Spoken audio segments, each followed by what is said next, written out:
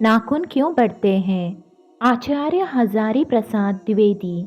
आचार्य हजारी प्रसाद द्विवेदी जी का जन्म उत्तर प्रदेश के बलिया जिले के एक गांव ओजवलिया में 1907 में हुआ। इनकी प्रारंभिक शिक्षा घर पर ही संस्कृत के माध्यम से हुई। उच्च शिक्षा के लिए काशी हिंदू विश्वविद्यालय गए।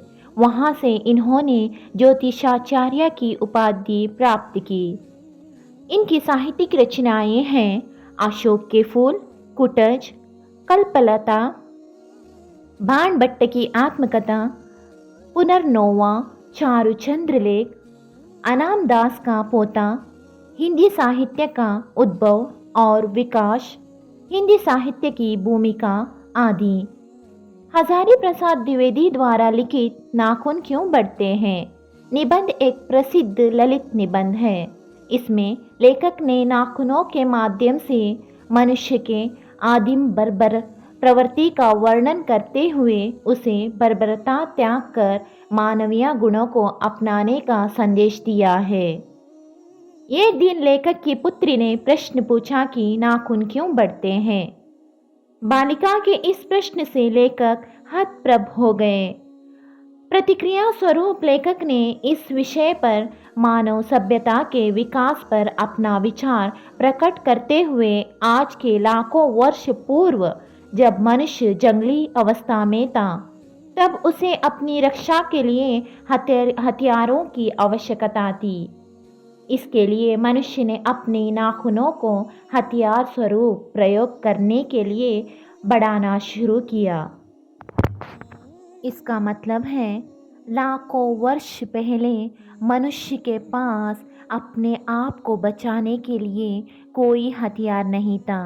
उसने हथियारों के रूप में अपने नाखूनों का उपयोग कर कर अपने आप को बचाया था, क्योंकि अपने प्रतिद्वंद्व से जुड़ने से के लिए नाखून ही उसके अस्त्र थे। इसके बाद पत्थर, पेड़ की डाली आदि का व्यवहार होने लगा। इस प्रकार जैसे जैसे मानव सभ्यता का विकास होता गया मनुष्य अपने हथियारों का भी विकास करने लगा। लेखक को इस बात पर हैरानी होती है कि आज मनुष्य नाखून ना काटने पर अपने बच्चों को डांटता है, किंतु प्रकृति उसे फिर भी नाखून बढ़ाने को विवश करती है। मनुष्य को अब इससे कोई गुना शक्तिशाली अस्त्र मिल चुके हैं। इसी कारण मनुष्य अब नाखून नहीं चाहता है। लेखक सोचता है कि मनुष्य किस ओर बढ़ रहा है, मनुष्यता की ओर अथवा पशुता की ओर, अस्त्र शस्त्र बढ़ाने की ओर अथवा अस्त्र शस्त्र घटाने की ओर।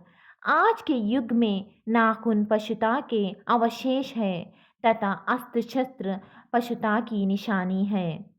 इसी प्रकार भाषा में विभिन्न शब्द विभिन्न रूप के प्रतीक है। जैसे इंडिपेंडेंस शब्द का अर्थ होता है अधीनता या किसी की अधीनता का अभाव। अधीनता का मतलब यहाँ पर है अन्न की कमी, किंतु इसका अर्थ हमने स्वाधीनता, स्वतंत्रता तथा स्वराज ग्रहण किया है आज के ज़माने में। यह सच है कि आज परिस्थितियां बदल गई हैं, उपकरणाएं नए हो गए हैं, उलझनों की मात्रा भी बढ़ गई है, परंतु मूल समस्याएं बहुत अधिक नहीं बदली है।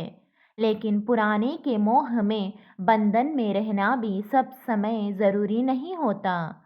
इसलिए हमें भी नएपन को अपनाना चाहिए, लेकिन इसके साथ हमें यह भी ध्यान रखना चाहिए कि नए की खोज में हम अपना सर्वस्व ना खो दें, क्योंकि कालिदास ने कहा है कि सब पुराने अच्छे नहीं होते और सब नए खराब नहीं होते।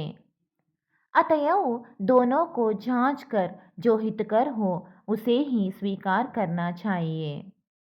मनुष्य किस बात में पशु की भिन्न है और किस बात में एक। आहार, निद्रा आदि की दृष्टि से मनुष्य तथा पशु में समानता है, फिर भी मनुष्य पशु से भिन्न है।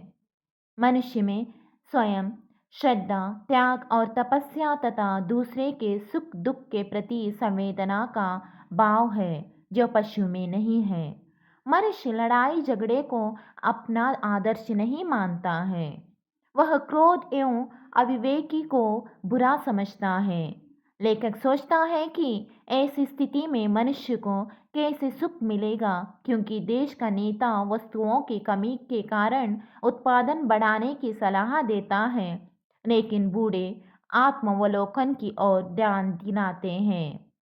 उनका कहना है कि प्रेम बड़ी चीज है जो हमारे भीतर है।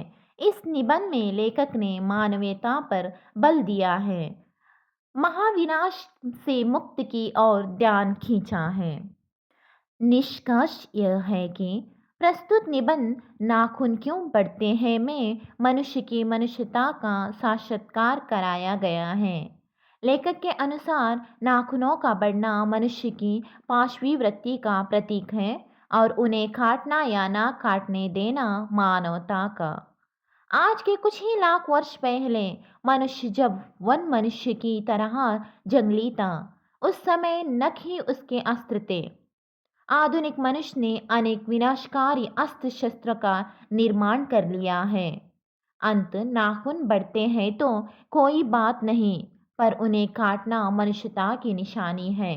हमें चाहिए कि हम अपने भीतर रह गए पशुता के चिन्हों को त्याग दें और उसके स्थान पर मनुष्यता को अपनाएं।